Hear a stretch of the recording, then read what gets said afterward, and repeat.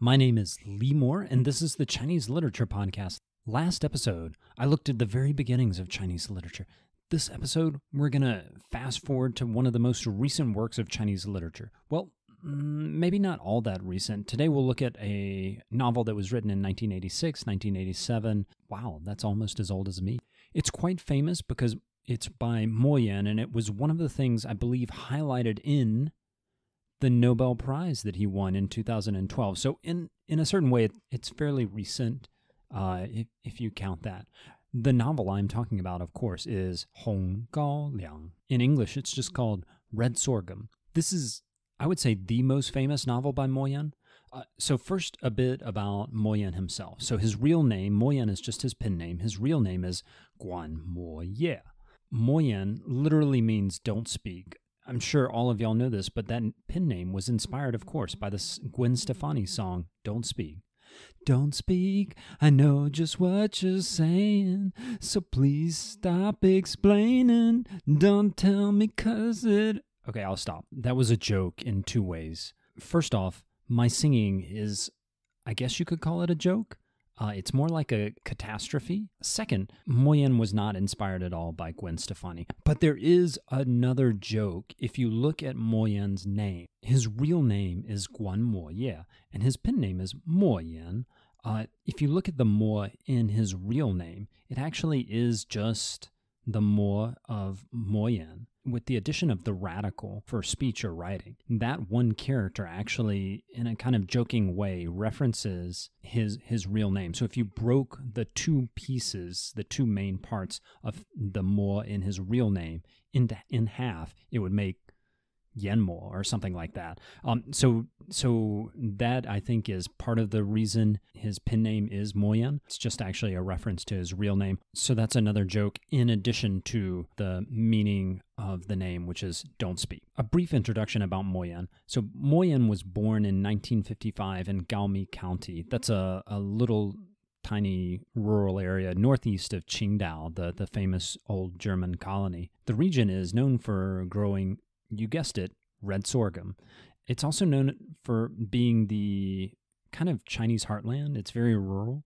And this is one of the main places where much of Mo Yan's stories are set. Speaking of stories, let's jump into Red Sorghum. It's really hard to talk about a plot in this novel. It's a very complicated and convoluted novel. That's another way of saying there's not much of a plot. I'm being a bit glib there. It would probably be better to say that this is a postmodern novel that rejects a linear plot. So you have all of these different scenes being thrown at you. Different narrators, different time periods are being narrated. Those oftentimes are not marked in the text. So you'll go from narrating something that happened in the 1920s to something that happened in the 1940s and then back to the 1920s. The author never really sets out when it is. You just have to figure out on your own based on what's happening and who's alive, who's dead. You have a narrator narrating things that happened through an eyewitness account based on things that happened before he was born. So it's just this very kind of trippy effect that you have when you're reading this. The main narrator largely narrates things that happened to his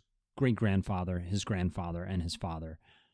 It's not exactly clear in the novel how the narrator knows what happened. It's kind of, to me, it felt like this burden of history is kind of bearing down on the narrator, and he's looking back at the greatness of these three male figures in his life. Maybe he heard these things as stories when he was young, or because it's a postmodern novel, it doesn't really matter. It's an interesting question that the text leaves you with, but never really provides an answer. Beyond that, there are some things that he narrates there's no possible way he could have known about just through any kind of thing based in reality. So as his grandmother is dying, we get her internal monologue of her apologizing to the gods. I guess apologizing about refusing to sleep with her leper husband and taking a lover, that is the narrator's great-grandfather. There's so much to unpack about this novel. I set out to talk about plot, but instead I'm talking about postmodernity and narration and these kind of issues that I don't know if you as a listener really care about. But that's me as a literature nerd. In summation, I guess I would say it's necessary to understand that this plot is not a traditional plot, and you just kind of have to piece it together. But now, let me get to the actual plot. There are several stories going on. First, the narrator's grandmother is married off to a rich guy who owns a sorghum distillery, but he is ugly and mean, and he's infected with leprosy. Eventually, the narrator's grandfather kills this owner of the sorghum distillery and marries the grandmother and takes over the distillery. Second, the plot focuses on a period of about 2 decades where the grandfather, the grandmother are waging a guerrilla war against the Japanese who have invaded China. In his novel, Red Sorghum, Mo Yan plays on that reputation of being the Chinese heartland. He presents this village, Gaomi, and the struggles of one family, mostly from the 1920s to the 1940s, but occasionally bumping in and out. In a way, Red Sorghum and this Gaomi village become symbols of the Chinese people writ large. In the same way that in the U.S., you have a lot of literature where people talk about the heartland in Iowa or wherever, and the space represents, quote-unquote, real America. Mo Yan is charting out the course of this one family through the period of political chaos and warfare as a story that represents the, quote-unquote, real China. And the crop that most represents the Chinese people is red sorghum. Just so that you have an idea of what's going on and it's not just me blabbering, I'm going to read a little bit from the English translation. The translation I used was the main one. It's by Howard Goldblatt. He is the guy who does Mo Yan's translations. He's probably the most famous translator of Chinese literature into English. This is a passage when a Japanese soldier on horseback is trying to push his way through the sorghum, and you kind of can see the symbolism. The charging horse turned with difficulty and headed back, stalks of sorghum struggling bitterly against its rump, some bending and some breaking, others snapping back into place. They shivered in the autumn winds like victims of malaria. Father saw the flared nostrils and fleshy lips of the panting warhorse. Bloody froth sprayed from between gleaming white teeth and dripped from its greedy lower lip. Clouds of white dust from the agitated sorghum stung its watery eyes. So this is not really hard to unpack. I mean, the sorghum is there, it's getting knocked about, but it's also resisting the Japanese soldier on horseback. Eventually, some of the sorghum stalks will break, but most of them will still be there, and they're so numerous that the soldier on horseback can't really win in a battle with this so numerous sorghum. And that symbolism, that sorghum represents the Chinese people, is part of a broader message, I would say, in this novel. Throughout all this violence and political change that we see in this novel, and this novel is really freaking violent. The novelist narrates a man getting cut apart and tortured. It can be quite gruesome at times, but throughout all of this violence and political change, the Chinese people abide. That's kind of what I read as one of the main messages in this novel. It's that the Chinese people are so numerous that they are going to last through all of this violence, through all of this destruction. They are going to survive. Even when some of them are trampled upon, most of them will keep on living. There are just too many of them to be extinguished. And, he's writing about a period in the 1940s, mostly, and 1920s, where there were people seriously contemplating whether or not China as a nation, as a culture, would survive. And he's writing in the 80s. This is after Mao's Cultural Revolution, after the Great Leap Forward, where you had such a massive amount of death, starvation, and destruction.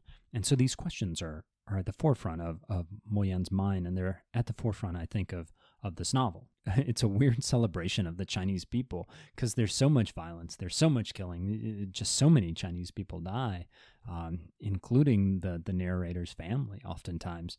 It feels to me like Mo Yan's message is, oh sure, there is this violence against the Chinese people, but it really doesn't matter. There are just too many of us to kill completely.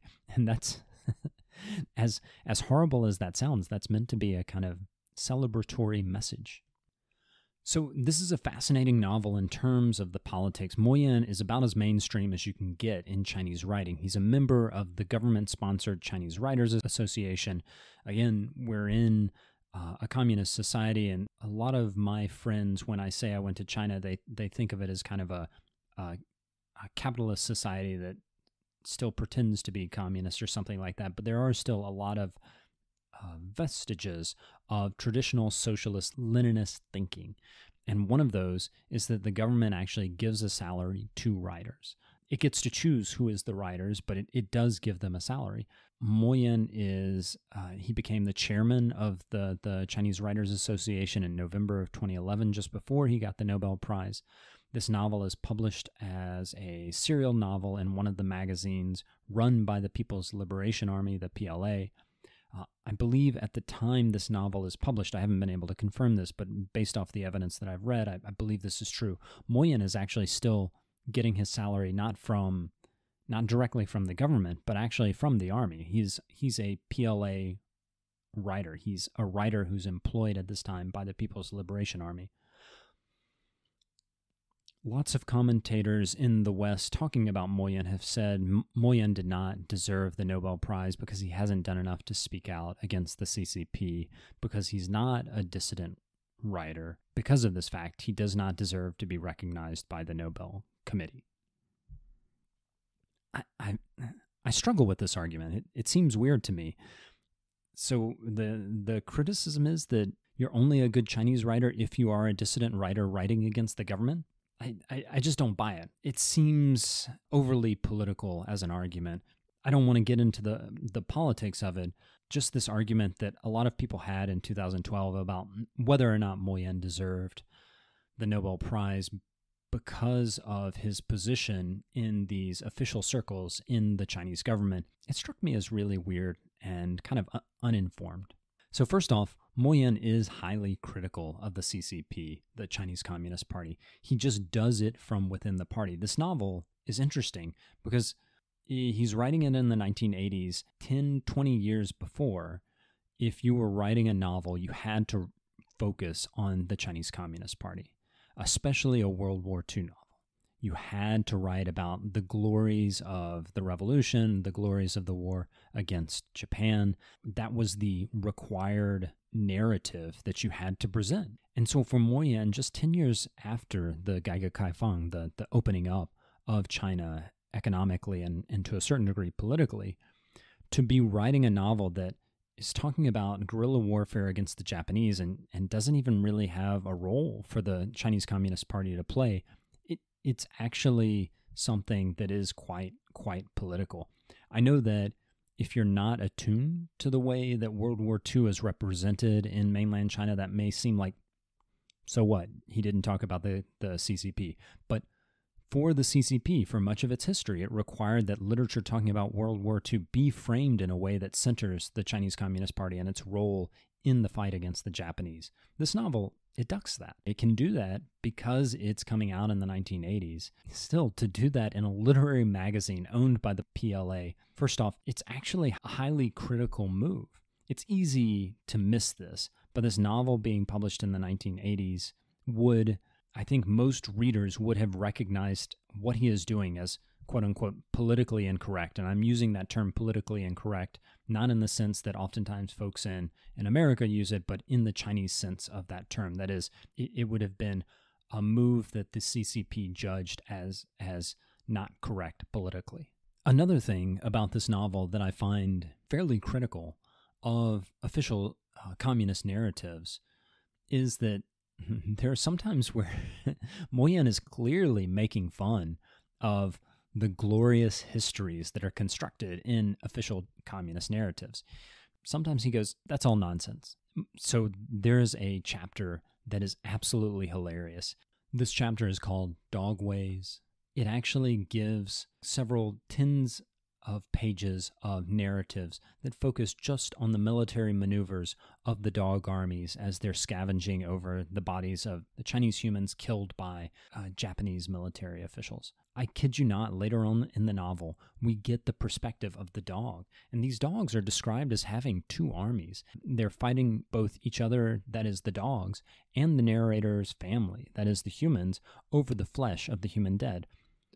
Much, though not all of this part of the story is told from the dog's perspective. It's a very, very trippy narrative. You just kind of have to read it to get it. But it's also interesting because it's questioning the CCP's line on history.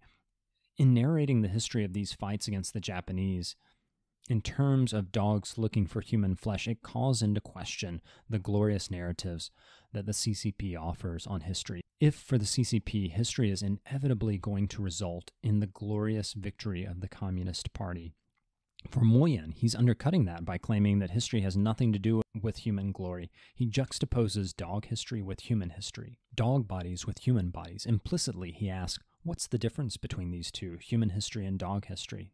Human bodies and dog bodies. Why is one worth more than the others? Why is one more valuable than the others? In the end, his message seems to be, there is no glory in history. It's just stuff that happened.